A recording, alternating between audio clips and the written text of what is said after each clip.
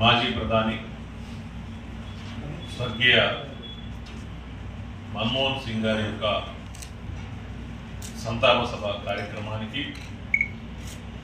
అధ్యక్ష వహించినటువంటి assistant commissioner గారికి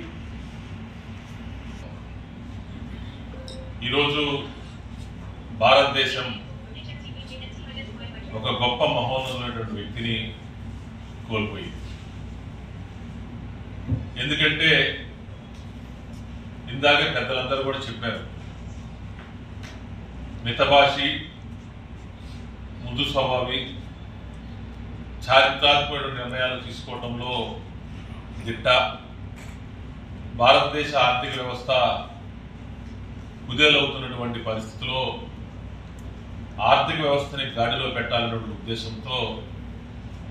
ఆ రోజు పివి నరసింహారావు గారు ఆలోచన చేసి దీనికి ఎవరైతే సూటబుల్ పర్సన్, దేశ ఆర్థిక వ్యవస్థని మెరుగైనటువంటి రీతిలో ముందుకు తీసుకెళ్లినటువంటి బహుముఖ ప్రజ్ఞాశాలి ఎవరు అని చెప్పేసి ఆ రోజు ఆలోచన చేస్తే అప్పుడు అందరూ కూడా పెద్దలందరూ కూడా చెప్పడం కూడా జరిగింది. ఆ రోజు మన్మోహన్ సింగ్ గారు అయితేనే కరెక్ట్ అని చెప్పేసి అప్పటికే ఆయన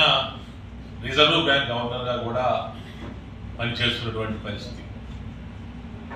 మరి ఎక్కడో ఒక సామాన్య మధ్యతరగతి కుటుంబంలో పుట్టి 1932వ సంవత్సరంలో దేశ విభజనలో మరి భారతదేశానికి వలస వచ్చి ఉన్నతమైనటువంటి విద్యలు అభ్యసించి తనకంటూ ఒక ప్రత్యేకమైనటువంటి గుర్తింపుని స్థానాన్ని ఈరోజు సంపాదించుకున్నటువంటి ఏకైక వ్యక్తి మరి మన్మోహన్ సింగ్ గారు అని చెప్పేసి కూడా చెప్తా ఉన్నా.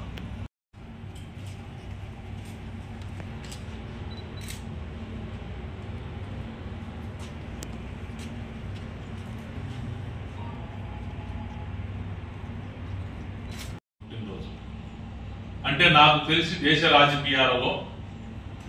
కాంట్రవర్షియల్ లేనటువంటి వ్యక్తులు